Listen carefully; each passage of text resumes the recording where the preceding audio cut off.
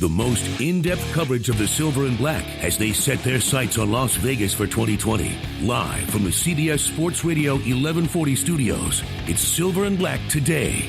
Join the conversation by calling 702-889-5978. Now, here's Scott Gulbranson and Matt Gutierrez. Yes, yes, yes. Welcome back, ladies and gentlemen. This is Silver and Black Today on CBS Sports Radio 1140. We're grinding it out, man. It is Sunday. It is 4 days, Matt Gutierrez, my co-host, until training camp.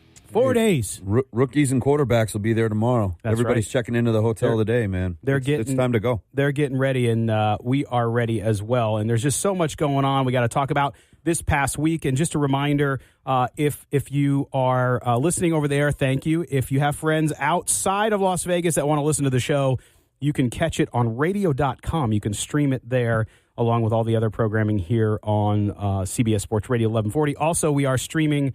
It's always a work in progress, but we are streaming video as well on Facebook, YouTube, Periscope, all the other channels. And it looks like things are up and running for the most part. So check it out, and we will say hi to you on camera as well. Let's roll into what's happening. And also, by the way, you can call in. We need you to be part of the show. We want you to sound off. You know, Matt, the great thing about Raider Nation is they always have an opinion. No, really? Yeah. I hadn't noticed. Just a little bit. No, I don't know that there's a more outspoken fan base than Raider Nation. I've been part of it my whole life, so I get it. But, man, it doesn't matter if they're 3-13 or 13-3. You're going to hear about it one way or the other. That's right. And so we're going to talk about a lot of things going on, but we want to hear from you. 702-889-5978 is the number.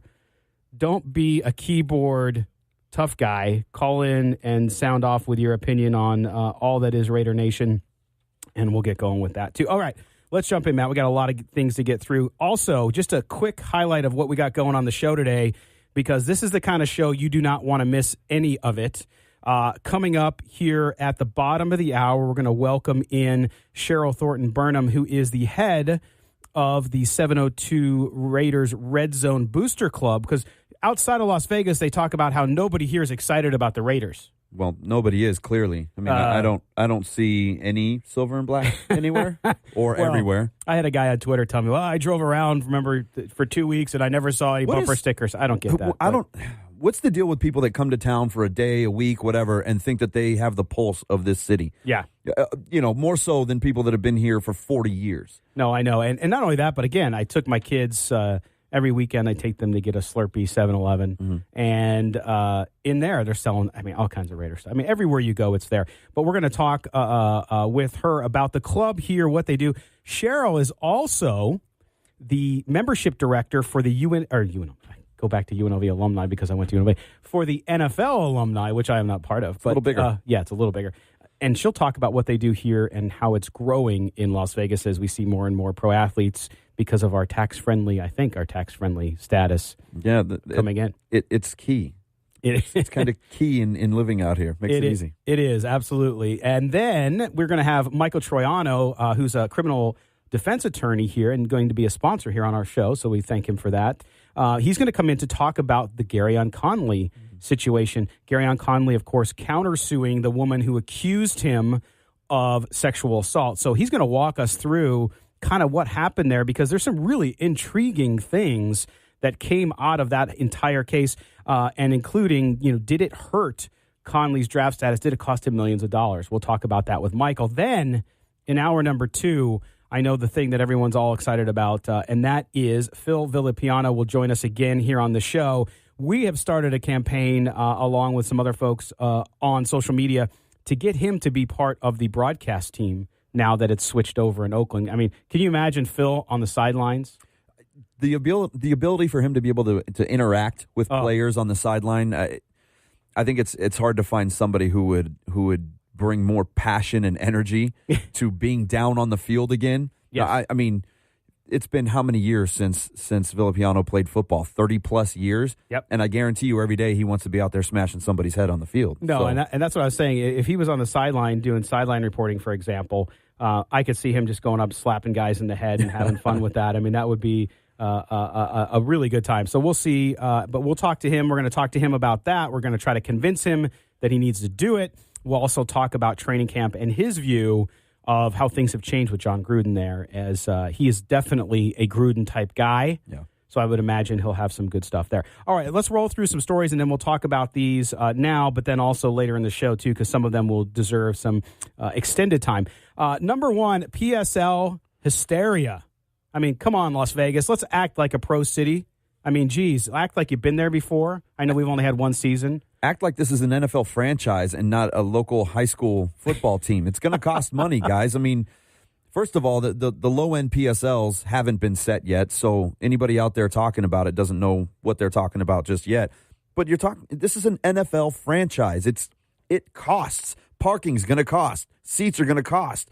Concessions are going to cost. That's the way it works. This is a pro team. If you thought they were going to come in and you were going to get a $25 all-you-can-eat, all-you-can-drink ticket, it's not going to happen. It's not the way it works. Yeah, no, it's not the way it works. And here's the thing, Matt. Let's talk about it. So you mentioned $3,900 was the report in the Review Journal.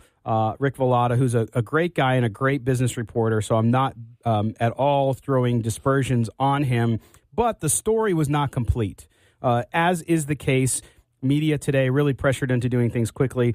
But up on silverandblacktoday.com, our website, you will see that we have the full story there. But here's the thing. PSLs will be available for the rest of us, as I say it. Okay. Right. I'm not going to spend $4,000 a seat on a PSL. No. You and I have young families. It's not something that we would do. But they're going to have other prices, okay? But how much? We were there at the Stadium Authority Board meeting, which we'll talk more about in a minute. But here's what Mark Bedane had to say about prices and about the PSL story. Some of the information that's out there is accurate, and some of it requires some clarification. The PSL sales process will be in 3 phases. So you heard today phase 1 was the club seat PSLs. That started in March. That was completed in May. We started this week with about half of the reserve seating. So there's about 50,000 seats left in the building after you take out the suites and the club seats, maybe a little bit more. And about half of those went on sale at various price points. The rest of the building will probably go on sale sometime during the season. And there'll be price points at every possible price point that you can imagine. So what you saw so far is not the lowest price PSL. There will be a substantial amount that will be a lot lower than what you've seen so far in publication. So I just wanted to make sure everybody understood that. There will be a significant amount under $1,000, and we're hoping to have some in the $500 price range. There you go. That sounds like a little less than $3,900. I mean, and here's the thing. All you have to do is look at the map. Look at the map released so far. We have the stadium seating, and the $3,900 PSLs are 50-yard line seats. Yes, they're in the upper deck, but it's 50-yard line seats. If you think you're paying the same amount for a 50-yard line ticket as you are for an upper end zone corner ticket, you're crazy. That's not the way it works. It's not. Go to any venue anywhere in the nation for any sporting event.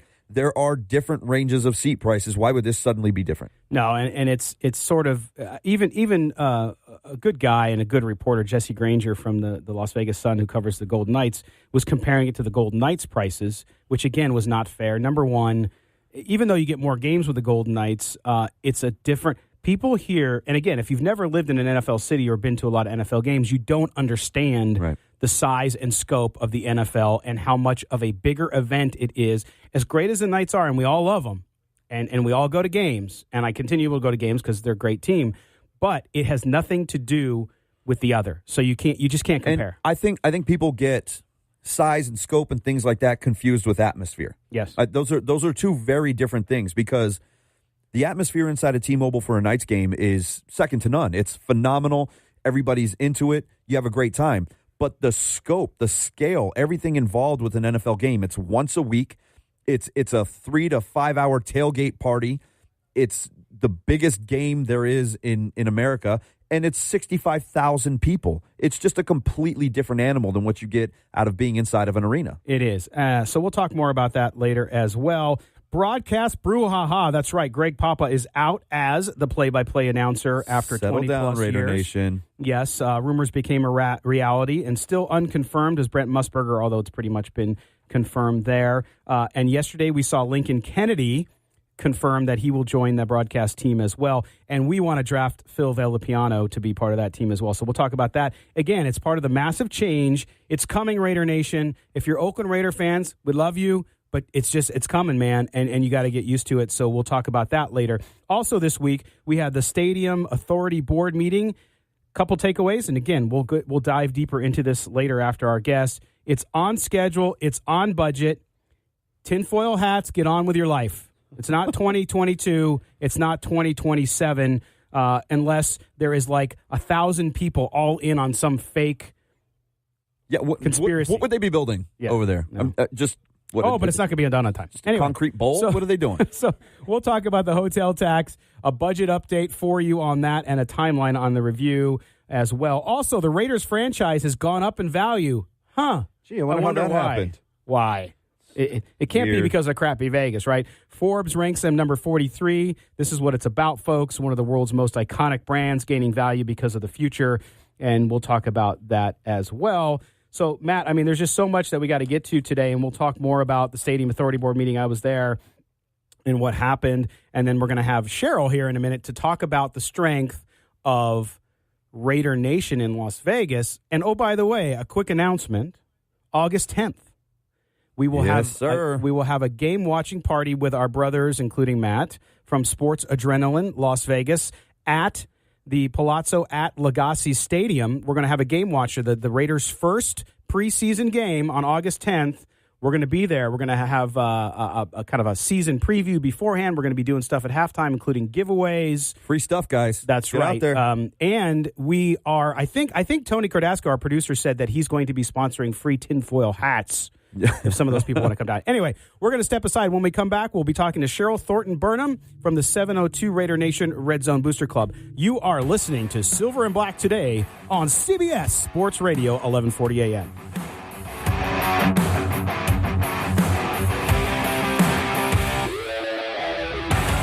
The Las Vegas sports scene is fast-paced and ever-changing. That's why you need a shot of adrenaline. Sports Adrenaline. John Castanino here inviting you to join us every Saturday morning from 8 to 10 as we cover all things on the local sports scene. If it's happening in Las Vegas, Tony Cordasco, Matt Gutierrez, Haley Brooks, and I are talking about it. Interviews, insights, and your input too. The Sports Adrenaline Show, live Saturday morning from 8 to 10 on CBS Sports Radio, 1140 a.m.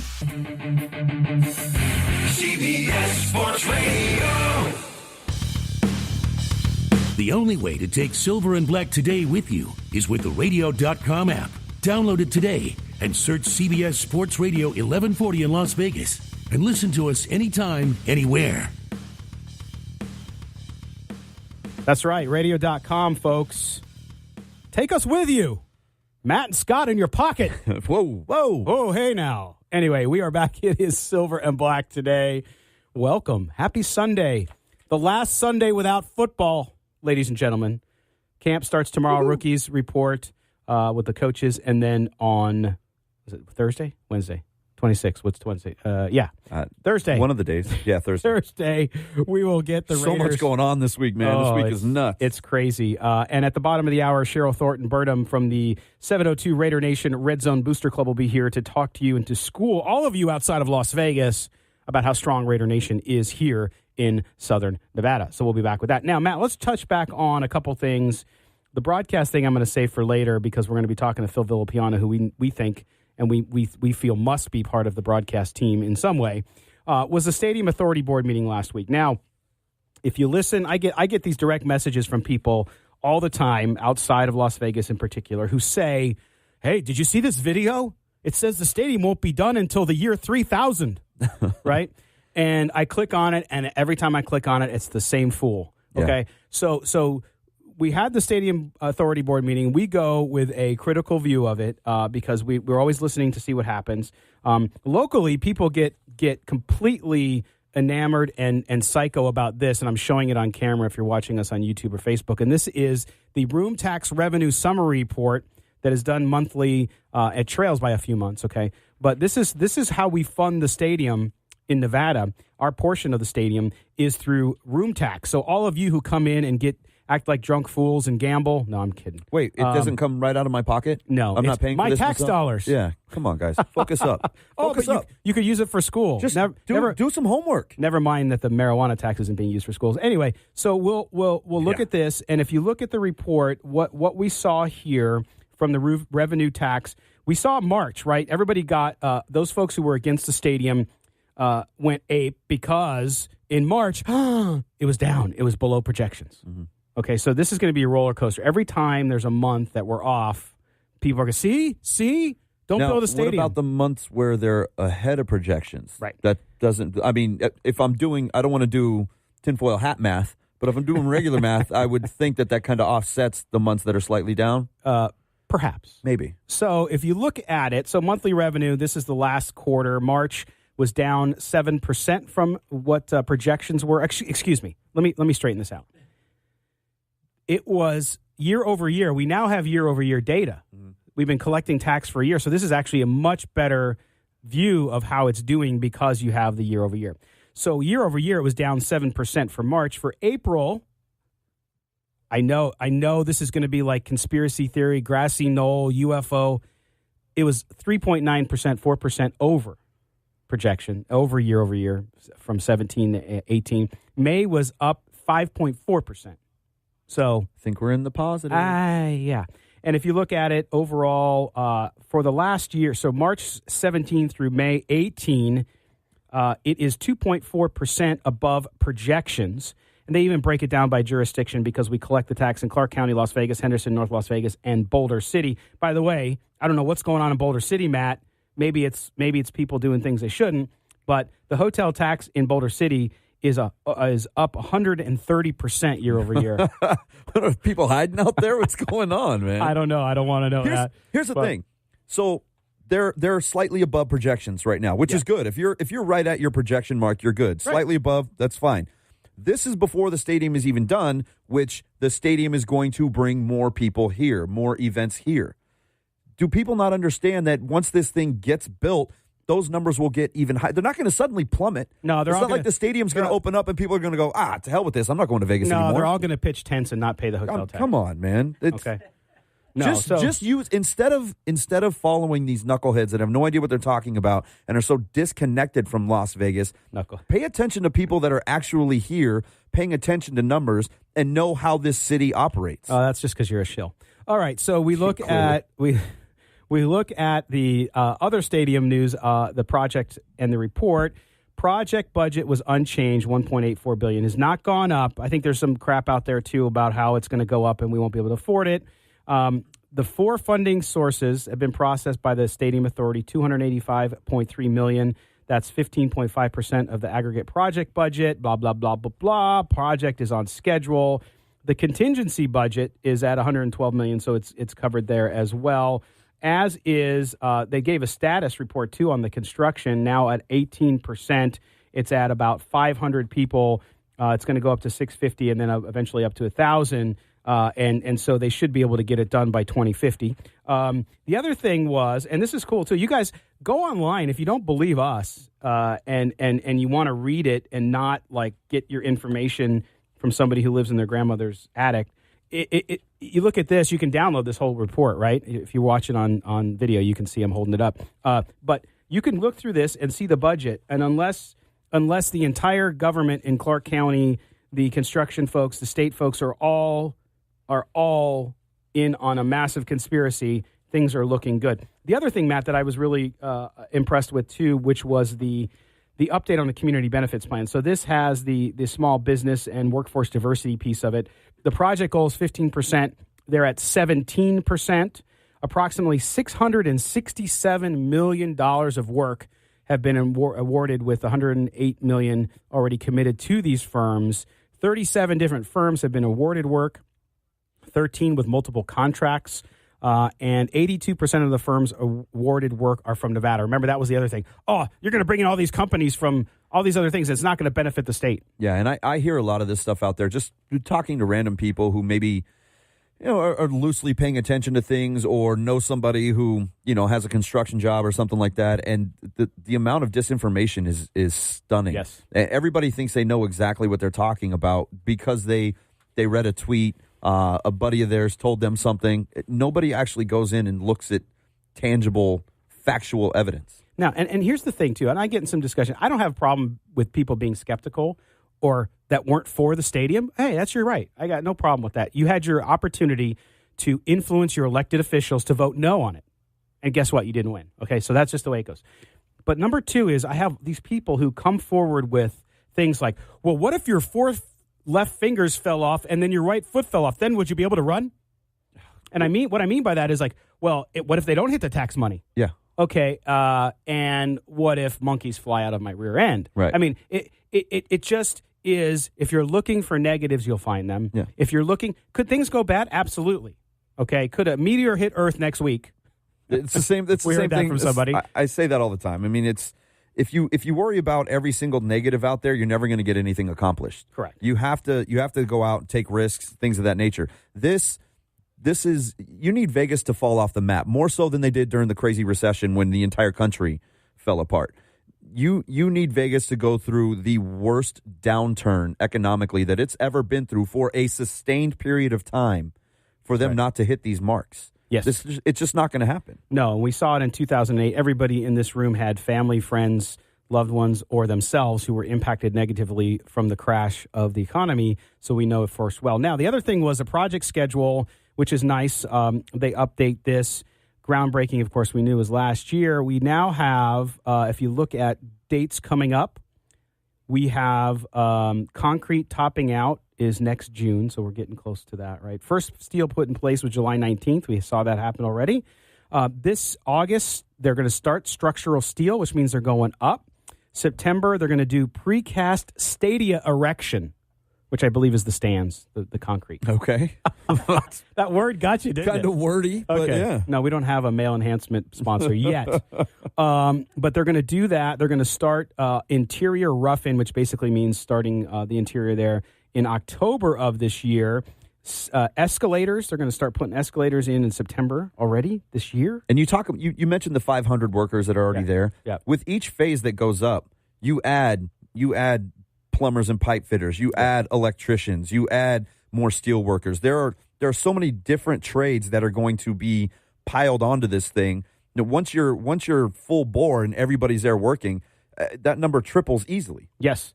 And some other big milestones that'll come up pretty quick. If you look to really next summer is a big time. June 19th, as I may have mentioned before, you're going to have interior stuff getting done in the end of next year. So the end of next Christmas, New Year's Eve, the roof will be completed.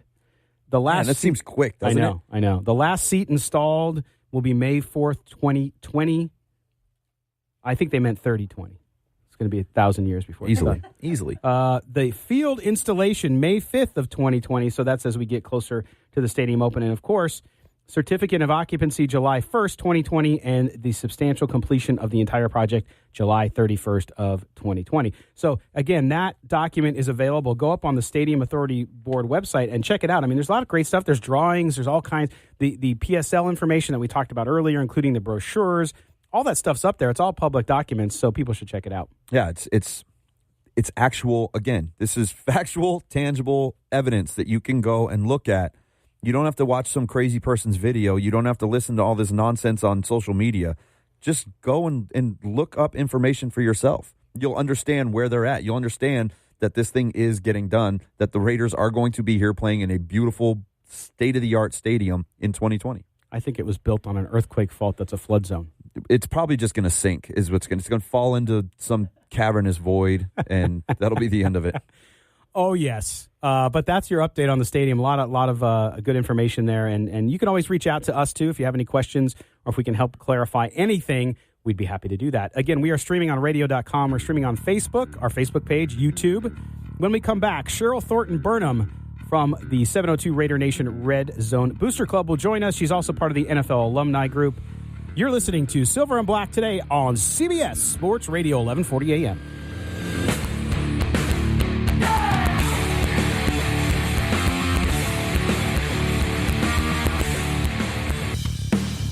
Hi, this is Steve Wisniewski, and you're listening to Silver and Black today.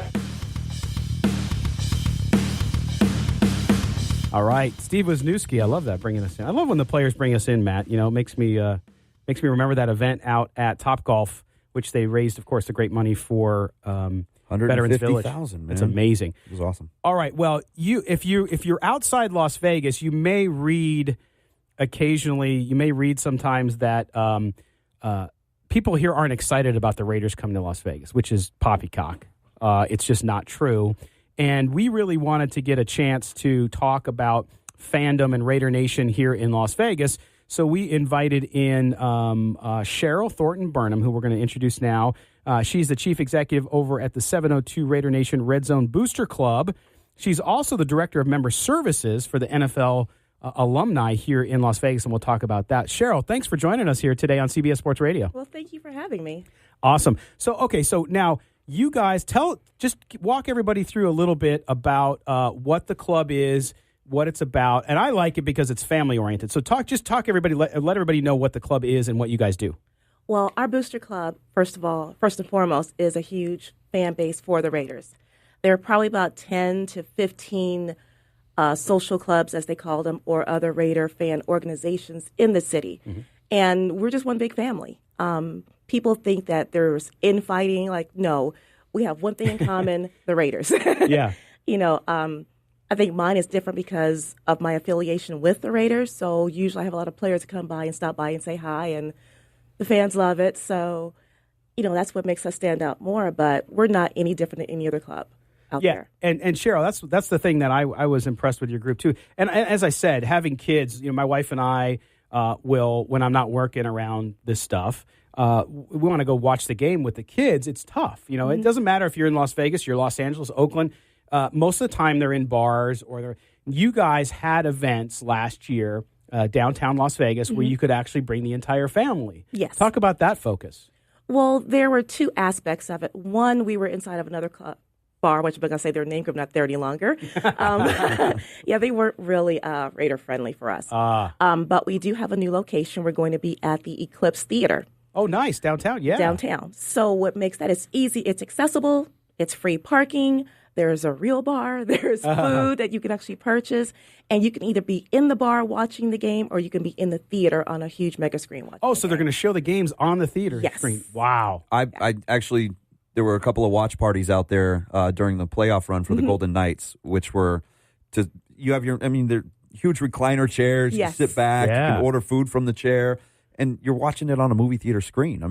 In Dolby Sound. So it's a pretty good way to watch a game. Yeah. Yeah, so now you'll be able to hear that sound is going to be really killer. Now, when you talk about the club and what you guys do, Raider fans outside of Las Vegas, I think Raider Nation is such a great group of people nationwide and actually internationally. Right? It is a nation. We hear, yes, it is, and they're such great fans. But I think a lot of with the move to Las Vegas that's coming in 2020, a lot of people were worried. Well, is there going to be more visitors fans in the stadium? For you, though, you see, because you have your hand on the heartbeat of it. You see Raider Nation in Las Vegas. Talk about how strong it is and just how many fans there are here in the Valley. Wow. When I have an event or when there's a player that comes in and I make an announcement on my Facebook page, Raider Nation shows up. And I am always just in awe about how many fans are actually here. People think, they won't come. No, they're already here. Yeah. They're already here. I've seen thousands and thousands of fans. For the groundbreaking, I attended that. I was lucky to have that little golden ticket to go. Yes. And there were people all across the street just happy to be in the area. So when you say we can't support a team, that's poppycock. I grew up in Los Angeles with the Raiders in L.A., and I know the feeling of having a team, somebody call your own. And I'm getting all emotional here because I'm so happy about this. Yes. It's like, this is crazy. But the fact that, there is support in Las Vegas for this team. You look at the Golden Knights. They didn't think they could survive here. It's a desert with ice, really. And we have probably the best team in the league show up and show out this year. They call them misfits. They're still our Vegas-born team. Yes. And I'm hoping that can transfer over to the Raiders also. The fact that we already have a following. We're not trying to build something. It's already there. Just get the team here. I think a lot of it is kind of jealousy and bitterness because you've never heard any of this ever. I've been a Raiders fan from the day I was born, and I've never heard anyone talk about the inability of Raider fans to support the team, because you see them travel all over the place. I mean, I've been to games all over the country to watch the Raiders play, and Raider fans show up. But now, because of the move, there's this sudden bit of jealousy where they say, we don't want our team to move, so we're going to throw this out here that they can't support it. And we know. I mean, we're here. We understand. The first time I met Mark Bedane, he asked me if I thought that they could survive out here. I said, this is a Raider town. It always has been. Yes. They're going to be fine. Just like the governor said, it's a silver and black state now. Yes. You know, we are here. We're not going anywhere. Oh, they're going to get here and leave? No, there's a 30-year lease. They want to be here. You know, and if the fan support, which you can tell by the ticket sales and the PSL sales, they're supporting. That's right. You know, and for the people who can't go to the game, there's social clubs, there's booster clubs, there's bars. Vegas is about to make a lot of money on this team. And for those who don't believe it's going to happen, wait till 2020 opening day. Yeah, and that's the thing, Sheryl. I think that a lot of people, there's, as you know, living here, okay, and you've lived, again, Los Angeles, you've lived in different spots, there's so many misconceptions about Las Vegas, and that's being transferred over to, I think, the perception of the Raiders coming here. And even very smart football people who write about things, who worked in the NFL, say the same things because they don't understand it. They question if gambling is going to be an issue. They question. Meanwhile, gambling is now legal nationwide, so it's going to be something that everyone's going to have. But to me, it's just that misconception of Las Vegas. I like the chance now, though, because with the Raiders coming here, we're going to have the opportunity to show who we are and to show what we're able to do. And the team, as you know, because I see you everywhere too, the team is so involved in the community already. You worked for the Los Angeles Raiders. I did. When you were down there, and you saw what they did in Los Angeles. They've continued to do to Oakland. Talk about that and what this team does, even with booster clubs like you have. Well, the thing is, the Raiders have always been involved in the community, no matter where they are. Mr. Davis did a damn good job on branding. I don't know of any other team in the league where you can actually go to Europe and just see the color silver and black and know it's the Raiders. You know, you can't look at orange and blue and like, okay, is that like this college? You don't know it's the Broncos, but you see silver and black without a shield, you know it's the Raiders. And I think what they're going to bring here also is the fact that they're involved with the Veterans Administration. They're helping build homes there. They're giving money to the veterans. You may not see everything they do, but they are thoroughly entrusted in this community already. Yeah, and I think that's the thing that people forget about, and I've tried to talk about that a lot over the last couple of months. Is these organizations don't just come to a city and play a game and get out. These are viable citizens now that are going to live in your community, get out there every day, especially with football, because even though they have a huge job to do and there's a lot of work they put into it, there's so much downtime in football because you play once a week. You only have a 17-week schedule, 16 games, and then 6 months off. There's a lot of time for them to get out there and really give back to the community. And I don't know that that people in town really understand that you have a 53-man roster that you're going to see everywhere. Everywhere. I'm telling you, the community is going to actually thrive from this. I mean, you're going to see the players that go into schools. You're going to see the players out there supporting, the football leagues, from the Pee-wee all the way up to high school. You're going to see the Raiders donating football equipment. I'm telling you, this is all coming. I can't tell you where it's going yet, but it's all coming. They are going to be involved and Brad. You're going to see silver and black everywhere. So when people want to question it, I just say, look at their history. They're not going to change. No. Mr. Davis put a big stamp on the Raiders, and now Mark is taking it on. Now, Sheryl, you're also involved with the NFL Alumni here, with helping with director. Is the number of NFL alumni in Las Vegas growing? Are a lot of people coming here now? It's growing. This is their initial chapter this year, so this is our inaugural season, and right now we have about maybe 60 members. Wow. But people don't understand you don't have to have played football or work for the team to be an affiliate member. You can be a part of the NFL Alumni also. Wow.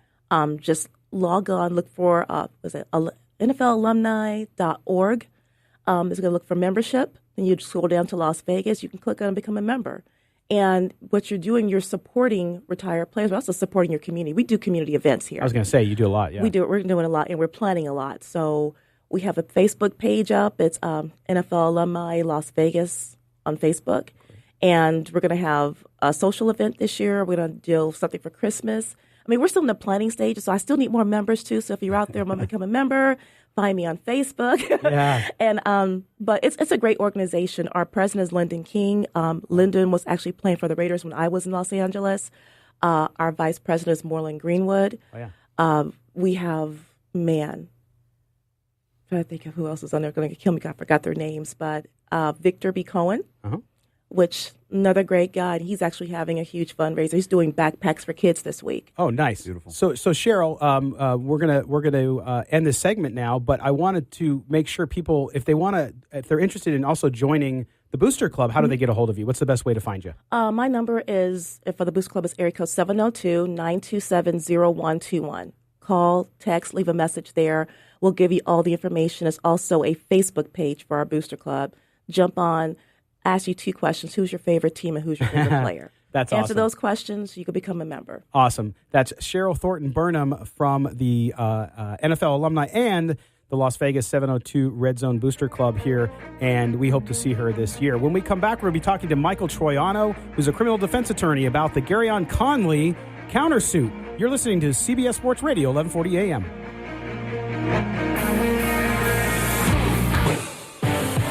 This is Silver and Black Today, live on CBS Sports Radio 1140. Here's your host, Scott Gulbranson. All right, welcome back, everybody. I want to thank again Sheryl Thornton-Burnham from the 702 RedZone Raiders Booster Club for coming on in to talk about that. Good stuff. Raider Nation is strong in Las Vegas. Now we're going to switch gears a little bit. We're going to get a little serious. I forgot to load in the Judge Wapner music because I thought it would be funny. But we're going to be talking about actually a serious issue, but a very interesting turn of events, and that is with the Raiders defensive cornerback Gareon Conley. Of course, you know, on the eve of the 2017 draft, was accused of sexual assault.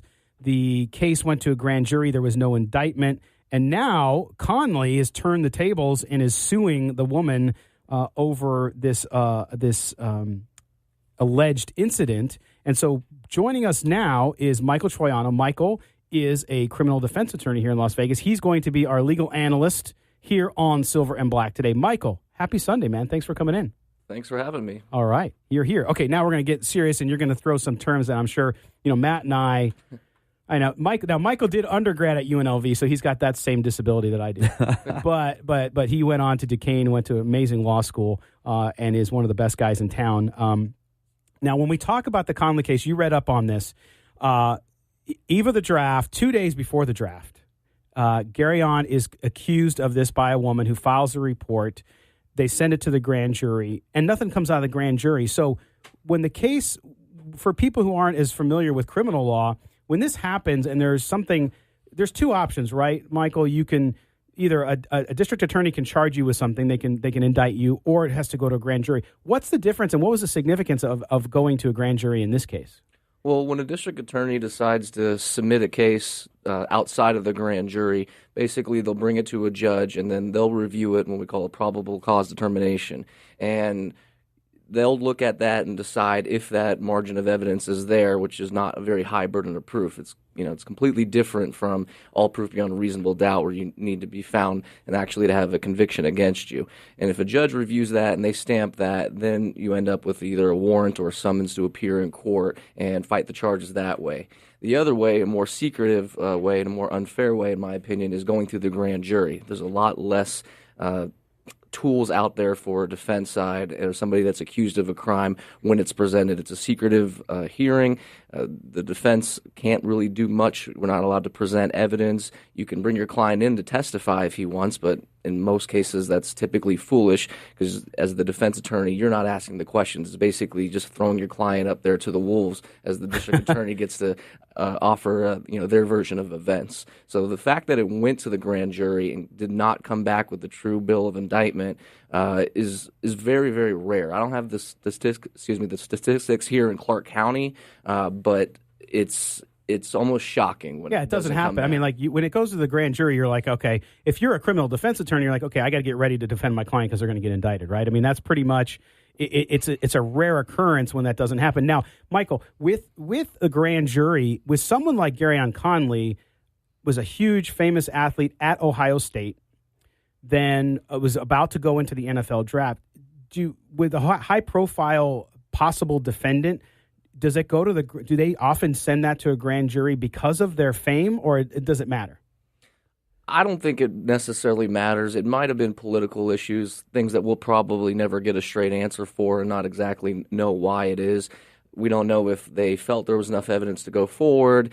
With this whole Me Too movement going on now, they might have said, hey, we don't really think her story's lining up, but at the same time, they don't want to be the ones who make the decision. So quite frankly, I think they put it to the grand jury to put it on those 12 individuals and say, hey, we presented it to uninterested parties, we fairly reviewed the evidence, and the public, being represented by these people, decided there wasn't enough information or evidence against them in order to come back with any sort of charges, instead of having it fall on the head of the district attorney, which in most states and counties is a political position. Elected position, yeah, absolutely. Now, obviously, his draft position fell because of this.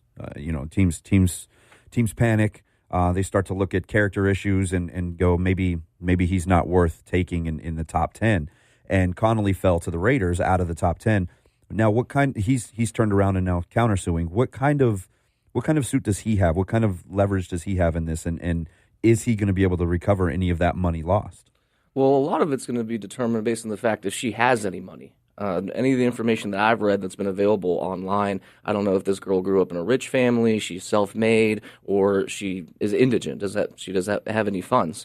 That's going to be one of the things that's going to be a huge determination if you are outside of the position of this guy who has all this money, because obviously he's an NFL player. A regular guy like me and you, we're going to have to seriously consider whether we want to expend hundreds and thousands of dollars to sue somebody who might not have a nickel to their name.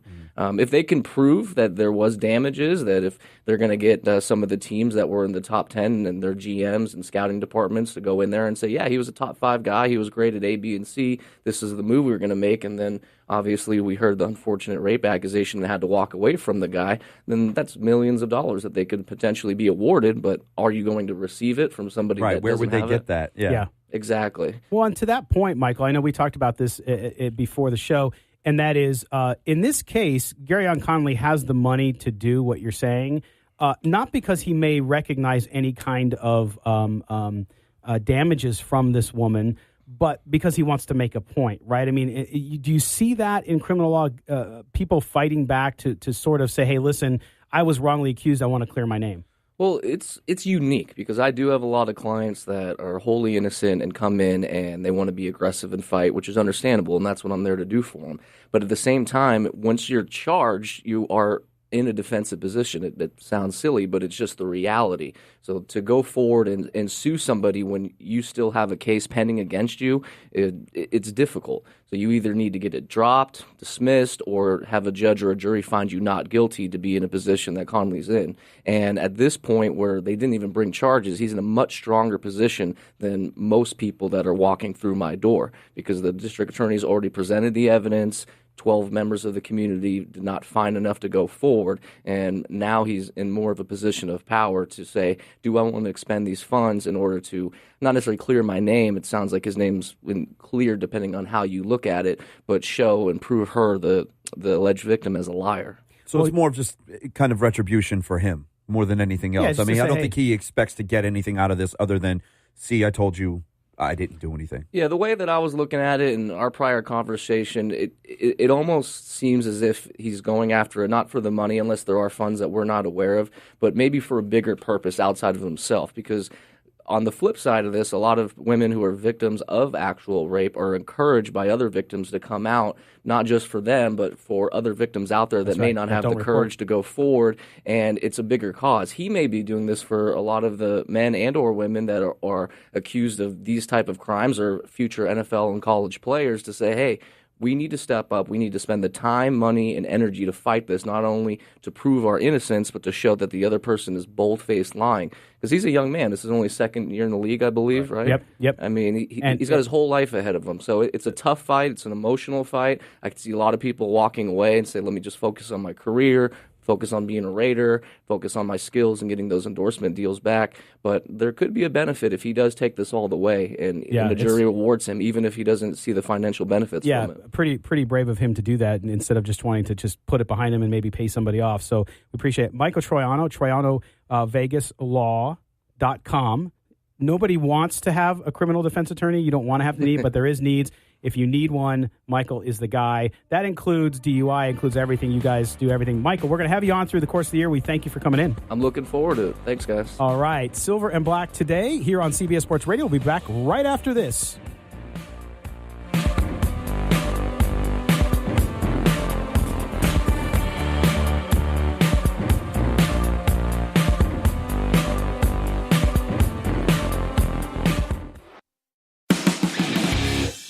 The most in-depth coverage of the Silver and Black as they set their sights on Las Vegas for 2020. Live from the CBS Sports Radio 1140 studios, it's Silver and Black today.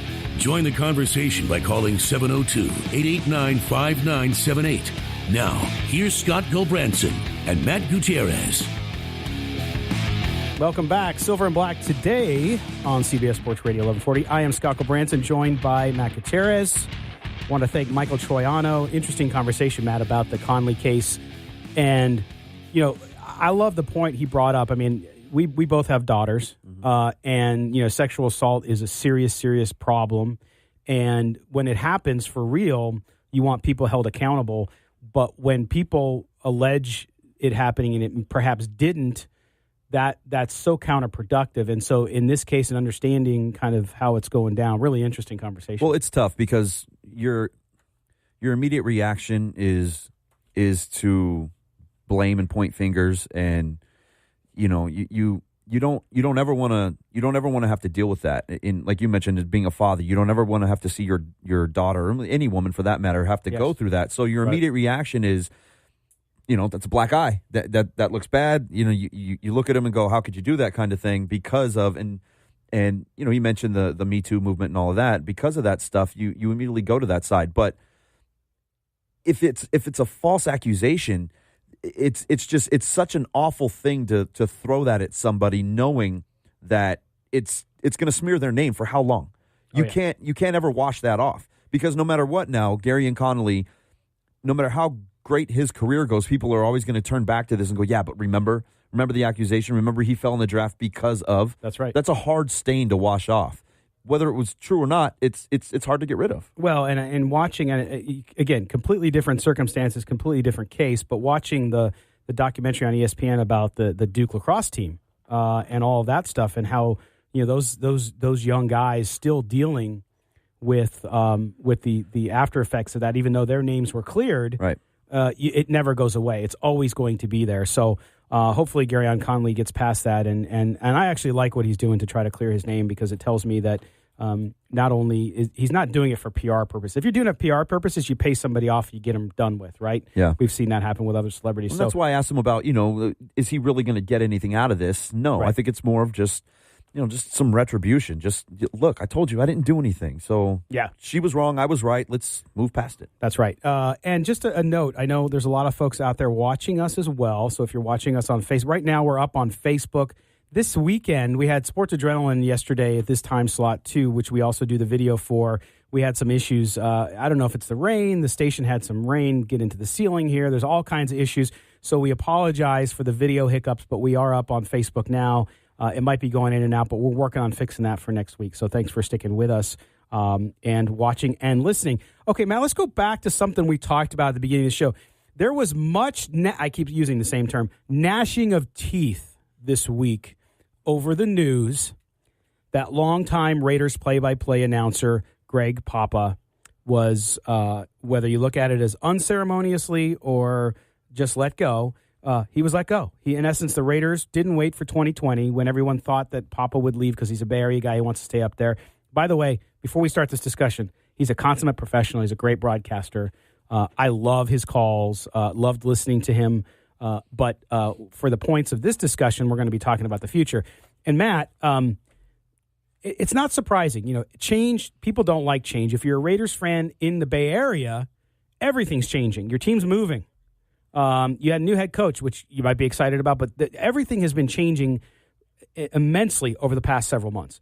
And now Greg Papa, if you were 10 years old when he took over, okay, and now you're 30, that's a big deal. Your whole life you've been listening to one guy call Raiders games. Right, but Raiders fans haven't been listening to one guy call Raiders games. It's different, and I equate it to Vin Scully, who, Who's you know that? what? No, Yeah, I right. love Vin Scully. Best ever. My dad was born in the 50s, and I was born 78. We never heard a season. There was never a season of baseball for 60-plus years where you didn't hear Vin Scully calling a game. Right. I mean, he was baseball if you were a Dodgers fan. That's not the same with all generations of Raiders fans. The Raiders have been around since 1960. I mean, think about that. Scully was around with the Dodgers longer than the Raiders have been a franchise, which is nuts. But and Greg Papa's great. I get it. I understand it. You know, being a Raiders fan, I would look for those calls after the games were over. You go back and you hear the radio calls with the visual, and it's fun. He had a great call, but I think it's not the same kind of iconic.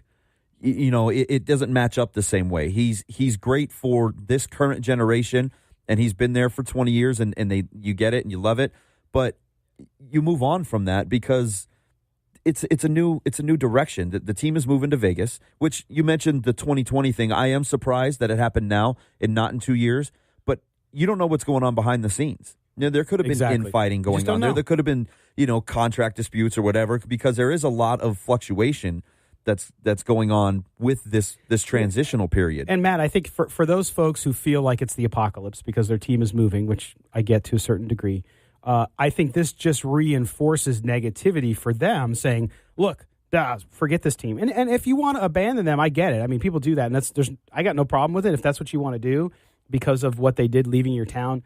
Totally fine with that. Here's the thing I don't understand about that, though. This doesn't change the brand of the Raiders. I saw somebody put something out about, now they're moving to Vegas. They're losing their identity. They're losing Greg Papa. This isn't even the Raiders anymore.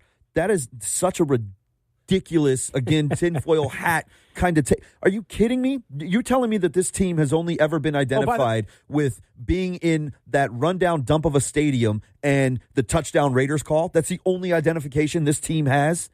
It's freaking ridiculous is what it is. It makes no sense to me that that's how you're going to view this team now, that they're no longer the Raiders because they lost Greg Papa. Come on.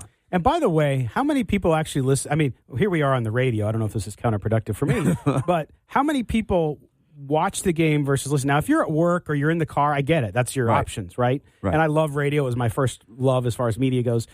But, again, it doesn't change that. Now, part of the issue, too, is who they announced, or they haven't announced, but who is reported to be his replacement, and that is the 79-year-old Brent Musburger. And let me tell you something. Brent Musburger's got some things from the past that people don't like, whether it's racial tinge or some other, things that happened that were questionable. The reality is, though, he's still, at his age, a good play-by-play announcer. Number two, I don't like the ageism being thrown out there, to be honest with you. I mean, I'm in my late 40s, so I'm not exactly 70.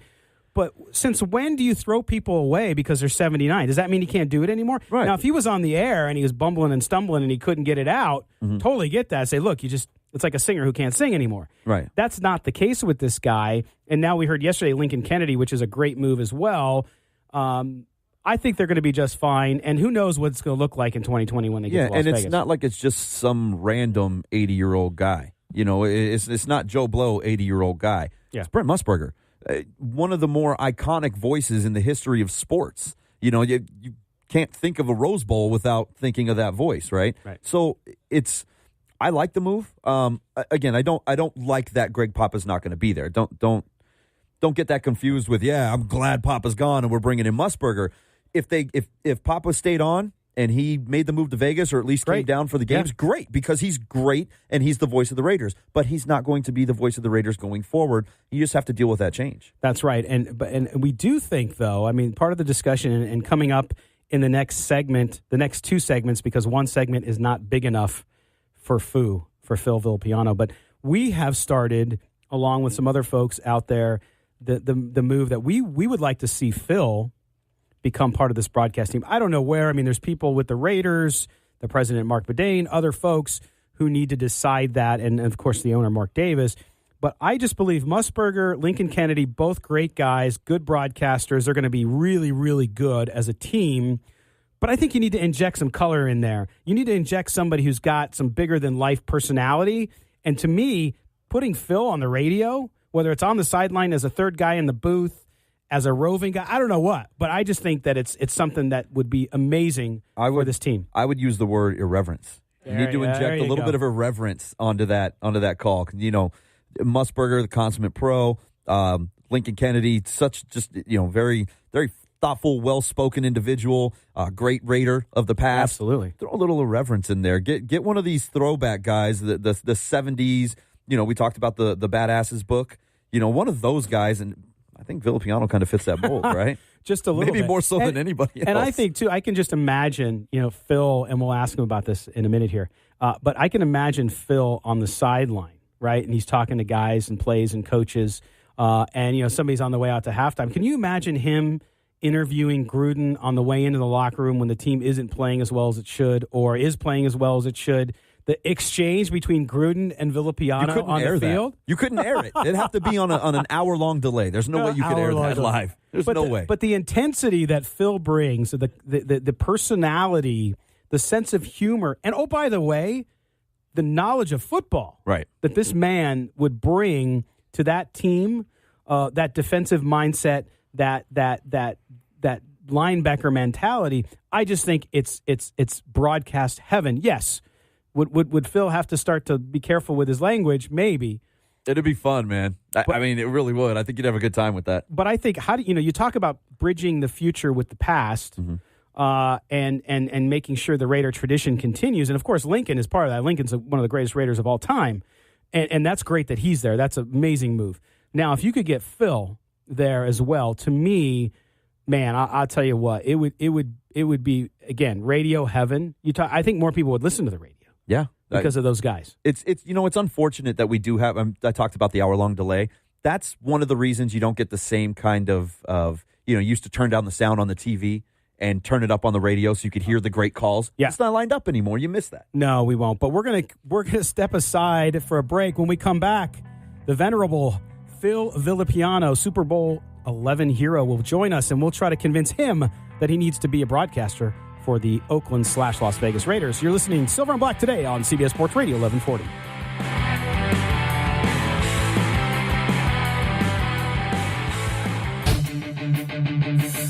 CBS Sports Radio. The only way to take Silver and Black today with you is with the radio.com app. Download it today and search CBS Sports Radio 1140 in Las Vegas and listen to us anytime, anywhere. Anytime, anywhere. That's right. Silver and Black today. Again, put us in your pocket. Put us in your car. Put us in your purse. It's never out of style to take radio.com with you so you can listen to Silver and Black and talk Raiders football. And when you talk Raiders football, Matt, there's a name that always comes up at the top of the list for me, and that is our Super Bowl 11 hero, Super Bowl, Senior Bowl Hall of Fame member, pride of Ocean Township, New Jersey, 5-time Pro Bowler, 1971 AFC Rookie of the Year out of Bowling Green. And, of course, that is Phil Villapiano. Phil, thanks for joining us here on Silver and Black today on CBS Sports Radio. Well, thank you, Scott. Very nice introduction. You're making me feel good on a beautiful Sunday afternoon in New Jersey. That's awesome. Well, we had you on early on when we first got the show moving, and you're still our favorite guest. I was trying to convince your daughter, Andrea, who's by the way, I want to say this too, because as a parent and your legacy as a football player and as a business person and as a charitable individual is without question. But I think one of the things that really defines who we are when we're parents is how our kids come out. And you have 3 wonderful children. And you should be proud of that. And when I was talking to Andrea, I told her, I said, hey, can you talk to your dad about maybe convincing him to adopt Matt and I? Because hey, Scott, I don't know if you're ready for that. To live my life is a little weird. Oh, but it's a lot of fun. I can imagine, but I just, a Thanksgiving football game with you guys would be a blast, I'm sure. So, but anyway, we're going to jump into this because we have decided, and I don't know that you're going to agree, but we're kind of on a mission now. Besides getting you in the Football Hall of Fame, where you should have been a long time ago, we also believe with the news that we heard this week, and change is inevitable, the Raiders have parted ways with the great consummate professional Greg Papa. They're going to bring in Brent Musburger and also now, as we understand, Lincoln Kennedy for the radio team. But, Phil, we think and we want you to believe in us that you should be part of this broadcast team. Would you be interested in that? Well, I tell you guys, the answer is absolutely. There's nothing that would make me feel better than every week go with the boys, go on the road with the team, take them at home, get to talk to them, get to be, more and more friendly with them, get the back to be where it used to be, and also talk football to all the fans. I think I could do a wonderful job at that. Now, I think Lincoln, great guy, and Brent Musburger, I love that guy. What a great choice, to take Greg's spot. But if they put three guys in a booth, I would love to be that. Well, Phil, wild card. Phil, Matt here. I thought that you would be best suited because you've got Lincoln up there as the color analyst. You've got Brent Musburger, the pro that's been doing it forever.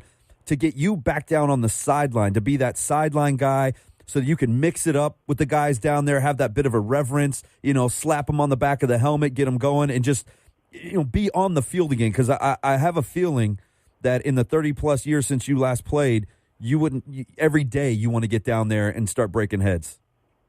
Well, hey, Matt, that's a good idea. I never even thought about that. So, if the Raiders need me, I'm in. And to be on the field and talk to the guys, I love it. I've had a chance to do that, over the years. I mean, when Coach Gruden was there the first time around, he brought me back a couple times, and I remember we were in Pittsburgh, and I got on the sideline with the boys. Actually, I gave the pep talk before the game, and then got on the sideline. So that was double duty, and we ended up winning, and that was one. And then we did another one against the Jets. Oh, my God, it's when Tom Cable was the coach, and he had me down on the sideline that day, and we ended up beating the Jets. I don't know if you guys remember that game in the overtime. We kicked it. Sebastian kicks like a 50-yarder. It was nuts to win that game. So, anyway, I'm 2 for 2. Put me on the sideline. That's what I was going to say. The Raiders are undefeated with Phil down on the sideline. I think it's a no-brainer at this point. Now, Phil, you watch football too, and you see broadcasts, and I think one of the things that separates some of those broadcast teams, besides chemistry, and I mean, Brent Musburger is a consummate professional. He's been around forever. He's done it. He's done some of the biggest games in the history of sports. And then Lincoln, like Matt said, such a smart guy, cerebral guy, really good at breaking down football. But I think too, people love your personality and how you get at it. But at the same time, you really, football so well that I think your insight there, especially with this Raiders defense, which is going to take, I think, a light year leap from where it's been now under Paul Gunther too. Talk about that your knowledge of football and how you be able to add to that mix.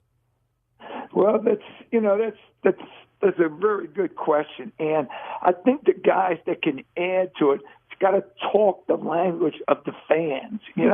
I get a little tired of everybody talking about cover 2 and cover 3 and cover this, cover that. I mean, who cares about that? I'd like to talk about the individuals and like to talk about them. Hey, man, look at that guy leaning that way. What's he doing? He's, you gotta, he's taking something away or he's giving something or, talk to give the fans something to talk about, but it's easy for them to understand. I actually think some broadcasters are getting so far away from, talking to their audience and letting their audience have some fun too, And then again, of course, you throw in every once in a while, you throw in something that's a little complicated so that lets you remember you played pro ball. But if I ever got the job, it would be fun. I would make it to be fun for everybody. And football is supposed to be fun for everybody. everybody. It's not. It's getting. Give me a break. Some of these guys I can't even listen to. I like what you said about talking to the fans in a more, just speaking football kind of way, because I think John Gruden does that. He's one of the more wordy guys when it comes to a system and his offense, and it's so convoluted and difficult. But when he just gets in front of a mic and gets in front of fans, he just talks football, and he talks about it in the same way that you do, with that just that raw energy, that passion, that emotion, where you can feel that. You can feel that just transfer right over to every single fan out there. Yeah, and John was excellent at that. And if you also listen to John over the years, he never criticizes. Now, I don't know if I could be the John Gruden, because when I get mad at some of these stupid stuff. I mean, some of these stupid penalties, and everybody used to say, Phil, but you guys have more penalties than everybody. But I think there's a good penalty and a bad penalty. Sometimes a good penalty is taking your elbow and driving it right through somebody's eyeball. That's good.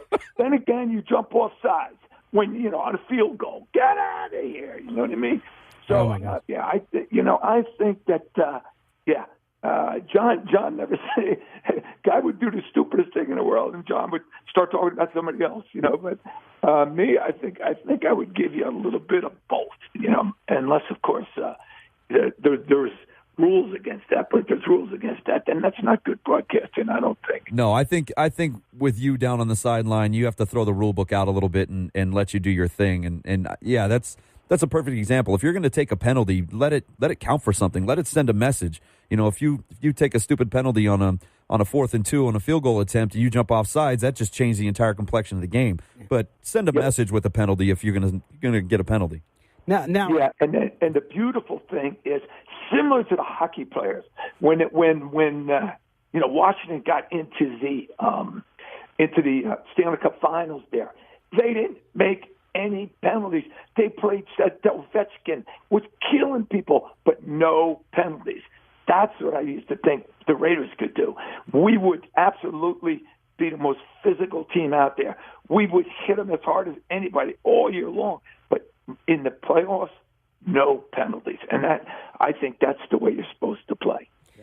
Now, Phil, going into the broadcast booth and kind of doing that from a time perspective and getting out there with the guys, I know, like you said, you're good friends with Coach Gruden, and his intensity, your intensity together, and the fact that I agree with you. I think that some broadcasters today, it gets a little too complicated, and I think that several, God bless them, but I think several former players who get into broadcasting, they get technical. They start talking shop. And bringing it back to the fan, as you said, to me would be a big part of the appeal of that as well. Plus, I just think that the swagger that's back with the Raiders needs to be back in the broadcasting area too. And so you would have the time to do it, though, right? I mean, I know you got a lot of things going on in your life, but if they call, you're there, right?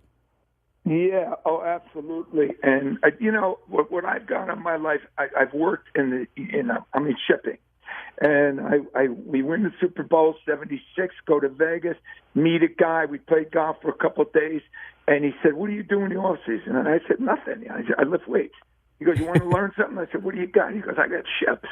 So I went to work for this guy in 1978 as an off season job, and I'm still doing it to this day.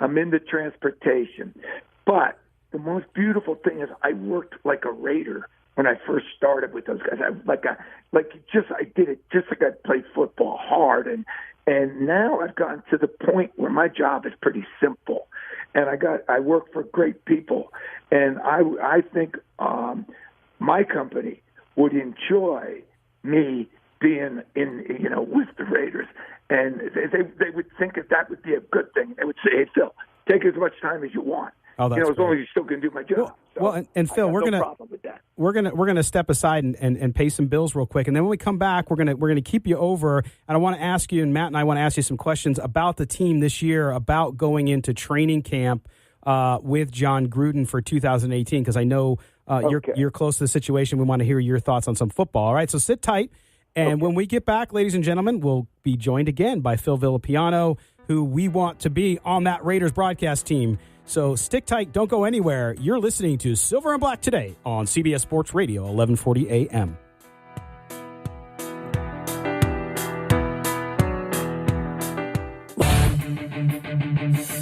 CBS Sports Radio.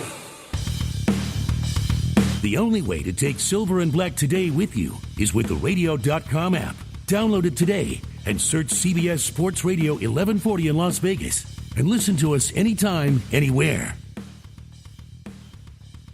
Welcome back, ladies and gentlemen. You're listening to Silver and Black today, and we are joined again by Phil Villapiano.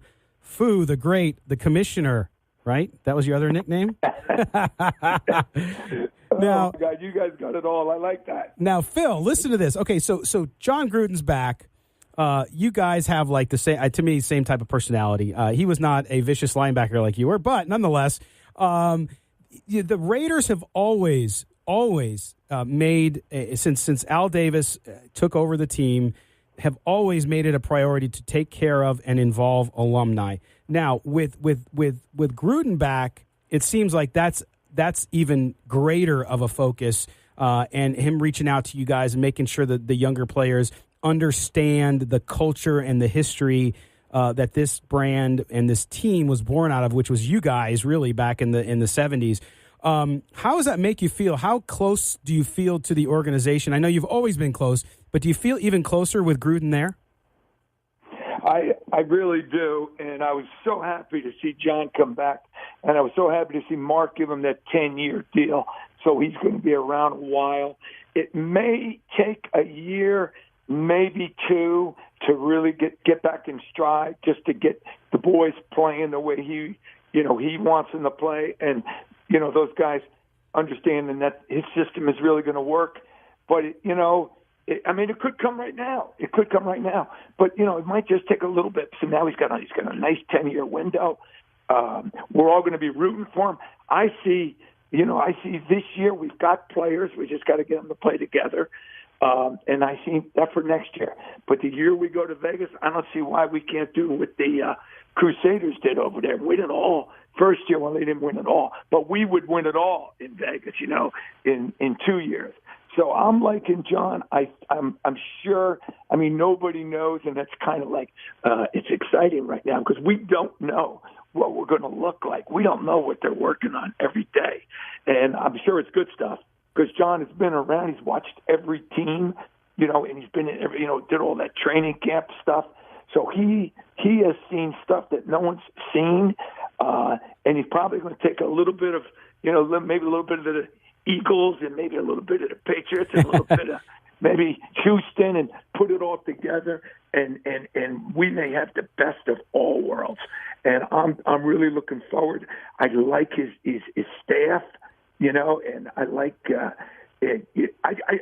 I'm liking the whole thing. But to get back to one of your points you just made, to have any of the older guys.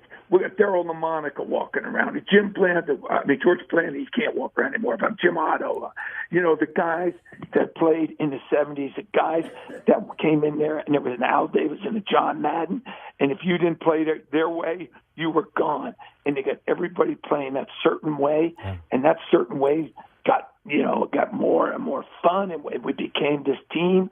And there's been some really, really lean years, but in between. But I think we're ready to make that comeback. And by having the older guys around, it helps. It really does. Phil, talk about the importance of that 10-year contract because it's gotten a lot of pushback because it is 10 years, $10 million a year, and it's Gruden's been away from the game for so long and all of that. But talk about how important that consistency is because, believe it or not, you played for the only Raiders coach that ever lasted 10 full seasons. I mean, that's kind of unheard of when you think about the number of coaching changes that this organization has gone through. When you have names like Madden and Gruden and Flores and Shell attached to it, talk about how important it is as a player to have that consistency over the course of the next 10 years of this organization. Oh, there's nobody that understands. Football is such a hard game. It's so hard because everybody's just as good as the next guy. I mean, forget about it. Once you get to that level, you're good. you're all good. You all can be all pros. But you can't be all pro without the coaches and without the management and without the trainers and without the doctors and without the cheerleaders. They're all part of this thing. It all has to be together. And as soon as when you win a Super Bowl, you realize that. And then when you come back into training camp the following year, you're focused on another Super Bowl and another Super Bowl. And that's the beauty of having a coach like John Gruden that's got 10 years. Because as a player, all you got to do is get yourself prepared. And the coaches are going to be doing their job. You're prepared physically, and they're going to put you in the best schemes to win. They're and when you got a coach that's going to be there no matter what, that's when you can relax. Oh, it's huge. And just do your thing and not have to worry about the coaching staff. Now this week, Phil, the Raiders go back to training camp, of course, and the training camp stories from your day are legendary. It's amazing that it hasn't been made into a movie. We need to make that happen as well. But here's the question. So I don't know if you're going to be going out during training camp at all, and if you are, please tell me you're going to bring back the air hockey tournament. Oh, wouldn't that be something? Sometimes I don't even know what guys play nowadays, but we did that air hockey, and that was a lot of fun. You would not believe how that brought the guys together. And Mike Ciani and I were roommates at the time, and we had the air hockey table in our room. We used to have to tell the guys to get out. We need to go to sleep. These guys would be practicing because they'd be getting ready for the big tournament. So they'd be practicing all hours of the night because some of these guys like Atkinson and Cliff Branch, they never could sleep, so they would just come in my room and play air hockey. It was crazy. Well, Little things like that, Coach Madden appreciated. And for some reason, my father was, he's an athletic director of a high school. He also ran a big day camp. So I grew up in a whole world of games all the time. So I was pretty good at organizing, and I named myself the commissioner. Yes. And I was the boss, and we had some fun games. But boy, the camaraderie on our team was so good. And I think a lot had to do with the air hockey and the bowling tournament, which was another one, but it wasn't bowling in a bowling alley. It was bowling in a bar up there in Santa Rosa, right? Yeah. And then we came back to Oakland and Alameda where we had the shuffleboard tournament. And these things were important, and the year that the way we got the air hockey table was I was in the Rams were playing the Raiders in a charity basketball game, and they had these little teeny bicycles, this company called Coleco, and they're like 3-wheel bicycles, and they had me racing Isaiah Robertson. So I beat them, so I got the pick of the prizes, and I took the air hockey table.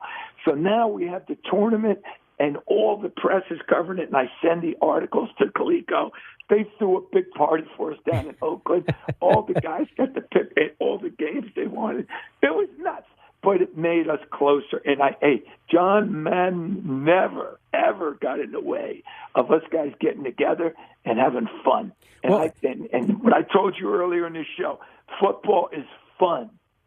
Oh yeah, and Phil, John, let us have fun. I think too that in today's day and age, everything changes, and we get that.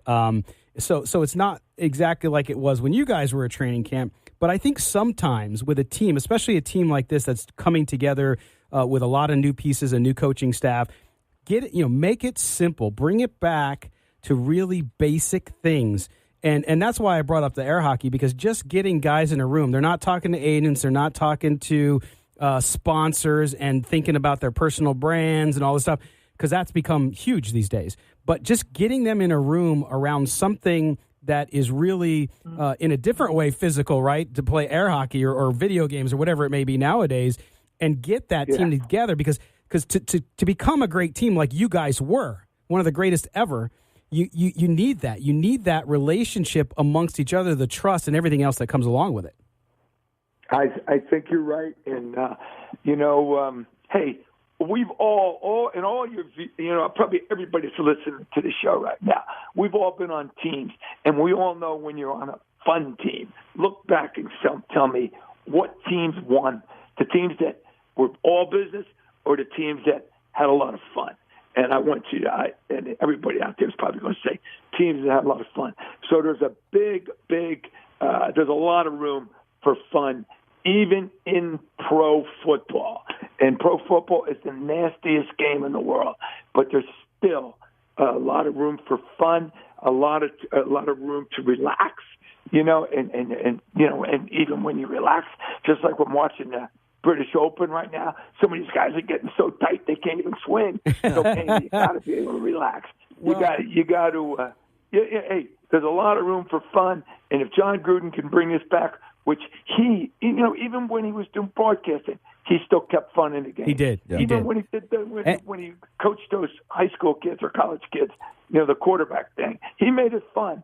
And I think that that's he's going to be looking to do that. I think he's going to be looking, to you play your hardest and have a lot of fun. Yeah, and I think Phil, I think you're right. I think Gruden has that fun, and he understands it. He's also a student of history, so he understands what your Coach Madden, did, and I'm sure he's looking to that. Listen, we want to, number one, tell you we can't wait to hear you on the broadcast team. Number two, when you get to Vegas, man, let's go. Get out here. We're waiting for you. Hey, man, what was it? You guys just had a commercial when I was sitting here. Joe Max or something, Italian pizza and buffalo wings. Yeah, I like man. to go to that place. Right? Yes. I can't wait to get to Vegas. We got plenty of good Italian food here, and we want to thank you for giving us a part of your Sunday. And I know we'll have you back on again. And by the way, I've also told your daughter, Andrea, that the next campaign we have in 2020 is we're going to have you become the mayor of Las Vegas because you're already the unofficial mayor. I love it, you guys. That's great. And listen, Andrea, you're right. You guys said such nice things about her. She's a great kid. I crack up. She calls him and said, Dad, you need to be on the radio. You need to talk to these guys. Okay, Andrea. Hey, don't try and tell Andrea no. You cannot tell Andrea no ever. She's strong. She's tough. Just like her dad. Phil, thank you so much. We'll talk to you next time. Thanks, guys. Bye-bye now. Call anytime. All right, thank you. That was the great Phil Villapiano, Raiders legend. We're going to step aside. When we come back, we'll finish up the show here on Silver and Black today on CBS Sports Radio, 1140 a.m.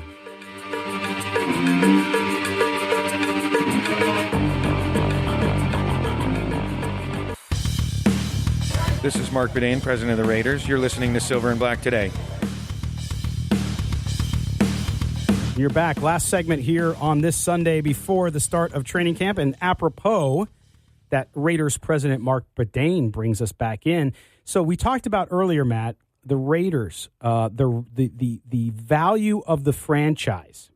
The Raiders, this came out from Forbes. The Raiders ranked 34th on the Forbes 50 most valuable sports team of 2018 list. The Silver and Black have a value of $2.38 billion, which was a 13% year-over-year increase. Yeah, so what were they at in 2017?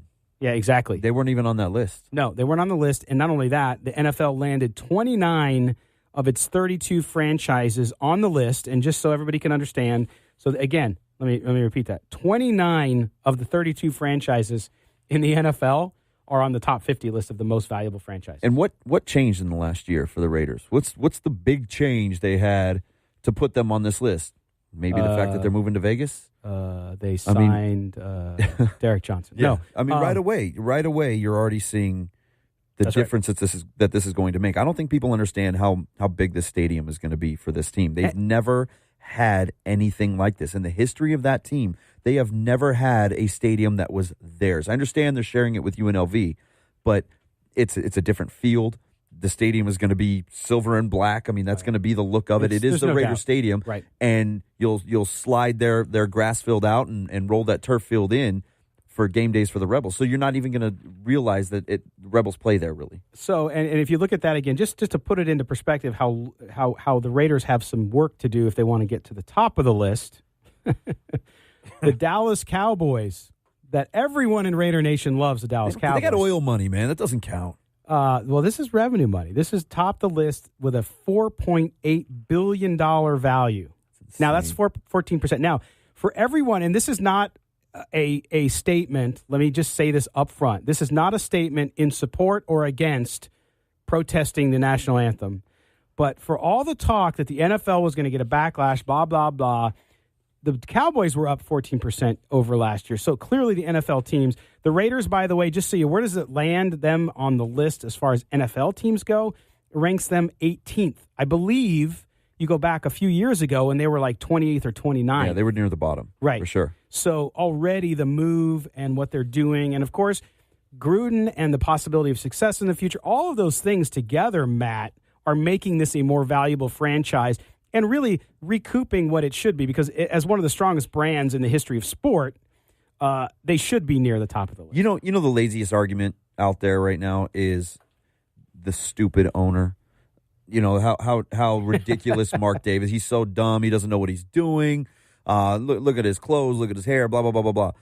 This dude just brought the Raiders into the top 18 in the NFL and the top 50 of sports franchises in America for total worth. What does that tell you about the way that he's running this team?